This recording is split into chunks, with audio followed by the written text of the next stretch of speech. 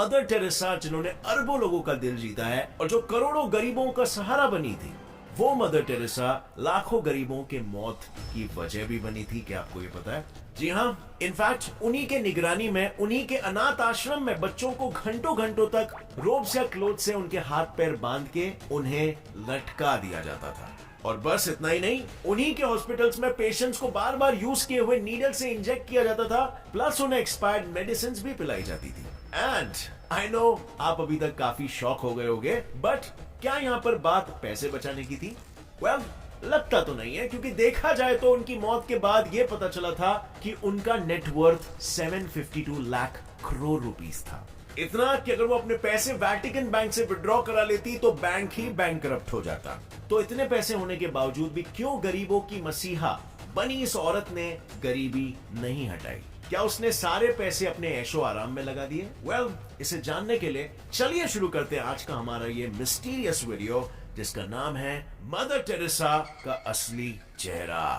अब इससे पहले कि हम मदर टेरेसा के असली चेहरे को जानें, चलिए जरा अपनी मेमोरी को ब्रश अप कर लेते हैं और जानते हैं कि हमें आज तक मदर टेरेसा के बारे में क्या ही पढ़ाया जाता है और उनका कौन सा चेहरा हमें दिखाया जाता है। अब जहां तक मुझे लगता है, मदर टेरेसा नाम सुनते ही हमें humanitarian efforts like treating the lepers, गरीबों के घर का खाना एंड एजुकेशंस एंड गरीबों की भरपूर चैरिटीज एंड प्यार देना, ये सब हमारे दिमाग में आता है, राइट? आएगा भी क्यों नहीं। उनके इसी सारे नेक कामों की वजह से उन्हें 1979 में द नोबेल पीस प्राइज जो मिला था, जो उन्हें इंडिया के कैलकाटा में दिया गया था बाय द वे। हालांकि अगर हम मदर टेरेसा की ओरिजिन देखें तो वो यूरोप के बाल्कन रीजन में अल्बानिया कंट्री से आई थी, जहां वो 19 साल की उम्र तक रही थी और फिर वो 1929 में इंडिया आ पधारी और 2 साल बाद यानी कि 1931 में वो एक चर्च के नन और कैलकाटा के सेंट मेरीज हाई स्कूल में टीचर बन गई। उसी स्कूल में पढ़ाते वक्त उनको इंडिया की गरीबी और यहाँ के लोगों की सफरिंग्स दिखी, जिसको देखकर वो इतनी भावुक हो गई थी कि उसने चेंज लाने की ठान ली। एंड बस 1950 में उसने खुद का द मिशनरीज ऑफ चैरिटी नाम से एक क्रिश्चियन चैरिटेबल ऑर्गेनाइजेशन की स्थापना कर दी। इस ऑर्गेनाइजेशन का बस एक ही मकसद था, to love and to care for those persons nobody was prepared to look after. उनके इसी मकसद की वजह से उन्होंने बहुत ही जल्द अच्छा खासा नाम कमा लिया, जिसके चलते दुनिया भर में सिर्फ उनका ही नाम मशहूर हुआ। सिर्फ उनका नाम ही मशहूर नहीं हुआ, बट साथ ही साथ उनके ऑर्गेनाइजेशंस के ब्रांचेस भी फैलने लगे। अब इसके अलावा जो और 4 बातें हमें पढ़ाई गई थी वो थी, नंबर 1, मदर टेरेसा को सेंट ऑफ गटर्स के नाम से भी बुलाया जाता था, क्योंकि उन्होंने कैलकाटा के स्लम्स और बेहद गरीब इलाकों में जाकर बच्चों और अन्य डेस्टिट्यूट को सहारा दिया by admitting them to educational institutions and providing medical treatment। उन्होंने बीमार और आखिरी सांस ले रहे लोगों के लिए काली घाट होम बनाया था so that they all can die in peace। Number 3, अनाथ बच्चों के लिए she made शिशु भवन so that they all can live in peace। Number 4, उन्होंने पूरी दुनिया का दिल जीता by her selfless, caring, compassionate, simple और हमेशा मुस्कुराते रहने वाले स्वभाव से। और हमने भी मदर टेरेसा को उनके इस स्वभाव से याद रखा है और उनके इसी गरीबी के सहारे बनने की कहानियां इतिहास में सुनी है, राइट? बट क्या ये इतिहास पूरी तरह से सही था? क्या यही था उसका असली चेहरा? क्योंकि जैसे कि मैंने आपको पहले शुरुआत में बताया, उनका असली चेहरा शायद कुछ और था। तो सवाल ये उठता है कि क्या था उनका असली चेहरा और उस चेहरे का पर्दाफाश आखिर हुआ कैसे और किसने किया?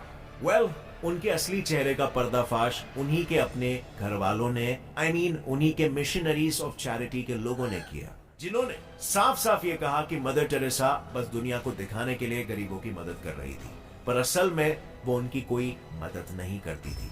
इनफैक्ट वो तो सैकड़ों गरीबों के मौत की वजह बनी। जी हाँ, और इसी स्टेटमेंट के आई विटनेस है मदर टेरेसा के ही मिशनरीज ऑफ चर्च के एक वॉलंटियर डॉक्टर आरोप चैटर्जी, जो इंडियन होते हुए भी इंडिया में नहीं रहते थे, पर आरोप यूके में अपने मेडिकल स्टडीज कंप्लीट करने जाए उससे पहले उन्होंने कैलकाटा के सभी गरीब रीजन्स में जाकर वृद्ध और गरीबों का वॉलंटरी मेडिकल ट्रीटमेंट करने के बारे में सोचा और आ गए। वो सड़कों पर गिरे हुए वृद्ध और गरीबों की मेडिकल ट्रीटमेंट कर रहे थे। उन्होंने बताया कि उस दौरान वहां पर मिशनरीज ऑफ चैरिटी की एक भी सिस्टर या नन को नहीं देखा, जिसके बाद उन्हें डाउट गया और उन्होंने वहां पर इस ऑर्गेनाइजेशन को इन्वेस्टिगेट करना चालू कर दिया। एंड इन्वेस्टिगेशन करने पर उन्होंने जो देखा वो सब देखकर वो वहां पर एक और दिन नहीं रुक पाए और अगली ही सुबह अपना बोरिया बिस्तर समेटकर यूके के लिए रवाना हो गए। पर जब वो यूके पहुंचे तब उन्होंने ये देखा कि वहां पर लोग मदर टेरेसा को बहुत मानते थे। इनफैक्ट उनके गरीबों के लिए प्यार के चर्चे हर जगह हो रहे थे। लोगों तक सच्चाई पहुंचाने के लिए और उनकी आंखों पर झूठ की पट्टी हटाने के लिए उन्होंने कैलकाटा में जो भी देखा वो सब कुछ British television network channel 4 news के जर्नलिस्ट क्रिस्टोफर हिचिंस को बता दिया। क्रिस्टोफर वही शख्स है जिसने डॉक्टर अरोप के बताए गए मदर टेरेसा के काले कारनामों पर हेल्स एंजल नाम की एक डॉक्यूमेंट्री बनाई। इतना ही नहीं, उन्हें आज तक मदर टेरेसा का सबसे बड़ा क्रिटिक माना जाता है। उस डॉक्यूमेंट्री के रिलीज होने के बाद कई सारे लोगों का मदर टेरेसा को देखने का नजरिया ही बदल गया, क्योंकि उस डॉक्यूमेंट्री के हिसाब से मिशनरीज में बहुत से टॉर्चर्स और इनटॉलरेबल चीजें हो रही थी जो लोगों के आंखों के सामने तो नहीं आ रही थी, but this was all done under the watchful eyes of mother Teresa. यहाँ सबसे बड़ा शॉक जो सबको लगा था वो ये था कि वहां के हॉस्पिटल्स में एक ही नीडल को बार बार रीयूज किया जा रहा था to treat all the patients. ये शॉकिंग इसीलिए था क्योंकि उसी हॉस्पिटल में बहुत सारे पेशेंट्स को तो HIV एड्स था, who were already having an impaired immune system। अब आप ही सोचो उनके इस मैल प्रैक्टिस की वजह से कितने ही दूसरे पेशेंट्स को भी इंजेक्ट कर करके HIV पेशेंट्स में बदल दिया गया होगा और किस हद तक नीडल्स के रीयूजिंग से बीमारियां फैली होगी। और दुख की बात तो ये थी कि उन बीमारियों को ट्रीट किया ही नहीं जा रहा था क्योंकि हॉस्पिटल के सभी डॉक्टर्स और नर्सेस की कभी कोई मेडिकल ट्रेनिंग हुई ही नहीं थी। इनफैक्ट जो डॉक्टर्स और नर्सेस वॉलंटरीली मदद करने आते थे उनका भी कोई बैकग्राउंड या क्वालिफिकेशन टेस्ट नहीं किया जाता था। जब इस विषय पर जर्नलिस्ट डोनाल्ड मैकिंटायर को पता चला तब वो डॉक्टर का भेस लेके हॉस्पिटल जहां पहुंचे and guess what, the news was right. उनका कोई बैकग्राउंड या क्वालिफिकेशन चेक नहीं हुआ था और डोनाल्ड ने मदर टेरेसा के सामने हो रहे इस नेग्लिजेंस का तो पर्दाफाश किया ही, बट साथ ही में उन्हें मदर टेरेसा की ही निगरानी में हो रहे चाइल्ड अब्यूज के बारे में भी पता चला। जी हाँ, वहां पर चाइल्ड अब्यूज भी हो रहा था। डोनाल्ड ने बताया कि मिशनरीज में मेंटली इल बच्चों को रोप्स या क्लोथ से बांध दिया जाता था सो दैट वो बच्चे बिना हिले डुले पूरे दिन एक ही जगह पर पड़े रहे। इनफैक्ट उनका तो ये भी कहना था कि वहां पर ना प्रॉपर सैनिटाइजेशन था, ना बेड्स, ना प्रॉपर मेडिसिन और यहाँ तक कि बेसिक पेन किलर्स तक अवेलेबल नहीं थे। इतना ही नहीं, वहां पर पेशेंट्स को गर्म पानी तक नहीं मिलता था और जब पेशेंट्स उनसे हीटर्स के इंस्टॉलेशंस की बात करते थे तब नन्स उन्हें यह कहकर मना कर देती थी कि जीसस को यह बात पसंद नहीं है, इसीलिए वो हीटर्स यूज नहीं कर सकते। Like seriously? बट इतनी बेरहम क्यों थी ये मदर टेरेसा? क्या उसे पैसों की कमी थी? वेल, जैसे मैंने बताया वो तो पॉसिबल ही नहीं है क्योंकि मदर टेरेसा को अकेले ही हर साल दुनिया भर के डोनर्स $30 मिलियन यानी 225 करोड़ की फंडिंग करते थे। और स्टर्न मैगजीन्स का तो ये भी कहना है कि मिशनरीज ऑफ चैरिटी भले ही अपने आप को कितना भी गरीब दर्शाए पर उसी मिशनरी की एनुअल इनकम $100 मिलियन से भी ज्यादा थी। है ना चौंकाने वाली बात? बट इससे बड़ी शॉकिंग बात तो ये है कि मदर टेरेसा को इन सब जेन्युइन इन्वेस्टर्स के अलावा क्रिमिनल्स एंड फ्रॉड्स के द्वारा भी फंडिंग आती थी। Yes, criminals and frauds.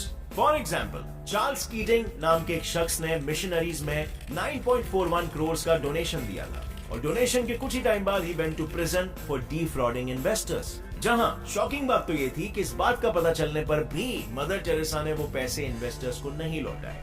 In fact high tea देश के डिक्टेटर जीन क्लाउड डुवेलियर जो अपने ही देश के लोगों के साथ बेरहम अत्याचारों के लिए पूरे दुनिया में मशहूर थे, मदर टेरेसा ने उनसे भी कई दफा डोनेशंस एक्सेप्ट किए थे। बट ये सब तो फिर भी कुछ नहीं था क्वेश्चन मोर के एक जर्नलिस्ट के रिपोर्ट्स के हिसाब से। अगर मदर टेरेसा ने अपने मौत के पहले वेटिकन बैंक से अपने पैसे विड्रॉ कर लिए होते तो वेटिकन बैंक पूरी तरह से कंगाल हो जाता क्योंकि वेटिकन बैंक का most cached up account mother Teresa का ही था।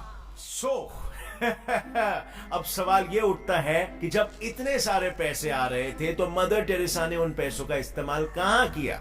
वेल, वो जानना तो बहुत ही मुश्किल है क्योंकि इन पैसों को दबाने में सिर्फ मदर टेरेसा का अकेला का ही हाथ नहीं था बल्कि कई सारे पॉलिटिकल लीडर्स का भी हाथ था उन्हें सपोर्ट करने में। जब मिशनरी ऑफ चैरिटीज के ऑडिट बुक्स का इंस्पेक्शन हो रहा था तब पता चला कि इंडियन फाइनेंस मिनिस्ट्री के मंजूरी पर मिशनरीज ने अपने अमाउंट्स को एज क्लासिफाइड इंफॉर्मेशन दर्ज किया था, जो कि बहुत ही अजीब बात है क्योंकि as per Indian law charities को डिटेल में लिखना होता है कि उनको कहां से क्या अर्निंग्स मिली है। बट मिशनरीज ऑफ चैरिटी के इंडिया के ब्रांच को तो छोड़ो, पूरे दुनिया भर के ब्रांचेस में उनको पैसे कहां से आ रहे थे, इसका इस्तेमाल कहां हो रहा था, एटसेट्रा एटसेट्रा जैसे कोई भी रिकॉर्ड्स कहीं पर भी मेंटेन नहीं मिले।